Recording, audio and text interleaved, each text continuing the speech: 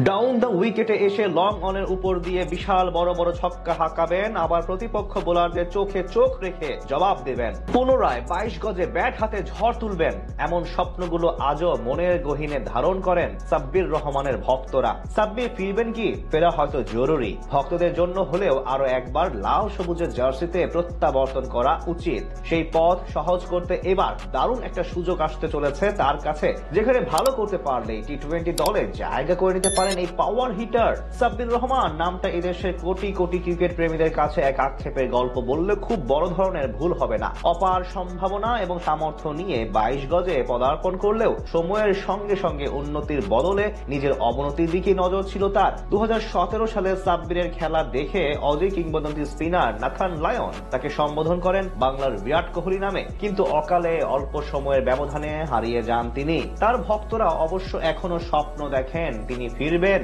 যোগ্যতা দিয়েই প্রমাণ করবেন। সেই সামর্থ্য ও যোগ্যতা প্রমাণের মঞ্চ হতে পারে আসন্ন এনসিএল টি-20 টুর্নামেন্ট। প্রথমবারের মতো যেখানে মাঠ মাতাবেন এই ডানহাতি ব্যাটার, খেলবেন জন্মস্থান রাজশাহী বিভাগের হয়ে।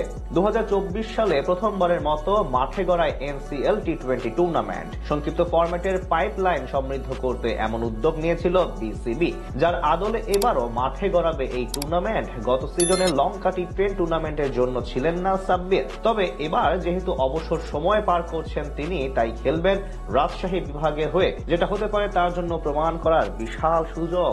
এই লিগের মূল লক্ষ্য টি-20 ফরম্যাটের জন্য নতুন খেলোয়াড় তুলে আনা। যেহেতু পাওয়ার হিটার হিসেবে সাব্বিরের বেশ ভালো কদর রয়েছে, তাই এবার যদি ব্যাট হাতে প্রমাণ করতে পারেন তাহলে নিশ্চিতভাবে সুনজরে আসবেন নির্বাচকদের।